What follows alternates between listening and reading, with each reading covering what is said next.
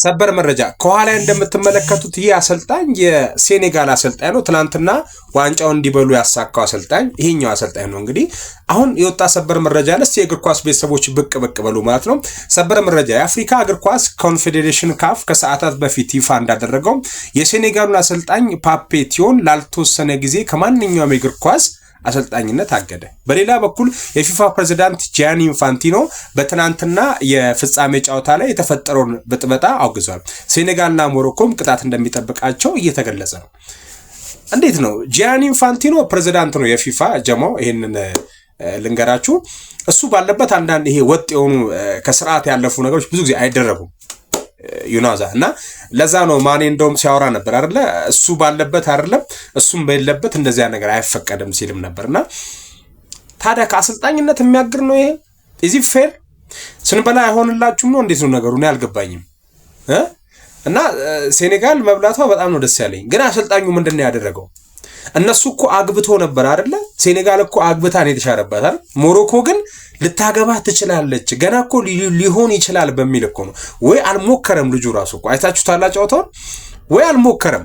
ሞክሮ ገፍቶት ጥሎት ቢሆን ሊያገባ የነበረውን ኳስ አስጣለው ይባላል።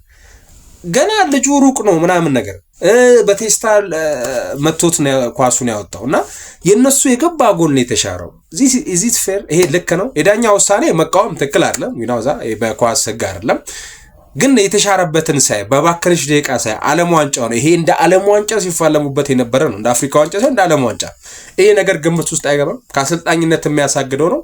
we want to be a voice for him okay ፓፕቲዮን ቮይስ መሆን እወዳለሁ። ይህ ቅጣት እሱን አይገባው። he did his best ጥሩ አድርጓል። ትልቅ ነገር አድርጓል። ማኔም በሱ በኩል ትልቅ ስራ ሰርቷል። that's all እሱ እንደ ክለብ የተሰማውን ስሜት አድርጓል። ማኔም ደግሞ ሜዳው ላይ እንደነበረ ሰው ብዙ ኳስ እንዳየ ሰው ባለበት የእግር ኳስ ዓለም ምን ያክል ስም እንደሚሰጡን አይምሮ ላይ ብቅ ሲል ያንን አድርጓል። both of them they did their best እና ለካርላ ሰበር መረጃን እነሆ። ሶፊያ ሸባባ ስለ አርቲስትና ጋዜጠኛ ገነት ንጋቱ የተናገረችው ንግግር አለ። እሱን ላደርሳችሁ። የቤት አዲስና ትኩስ መረጃ ማደርስበት ስለሆነ ፎሎ በማድረግ ቪዲዮ ላይክ እና ሼር በማድረግ ጀምሩት። ሶፊያ ሸባባው እንዲህ ብላለች። ይቅርታ ጠይቃለች፣ ይቅር በሏት ተዋት። ገነት ንጋቱ ጠንካራ ልጆች እናት፣ ቀና አመለካከት ያላት ታታሪ ሴት ናት።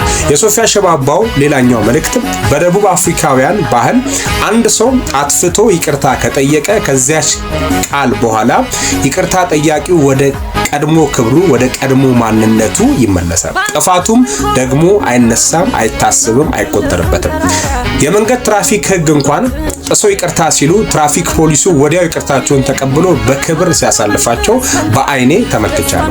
በሀገራችን የይቅርታን ታላቅነት ገና ስላልተገነዘብን ሰዎች ይቅርታ ከጠየቁን በኋላ መልሱን መላልሰን እየሰደብን እያንቋሸሽን እንቀጥላለን። ገነት ንጋቱ ጠንካራ ልጆች እናት፣ ቀና አመለካከት ያላት ታታሪ ሴት ናት። ሰው በአንድ ስህተት አይመዘንም።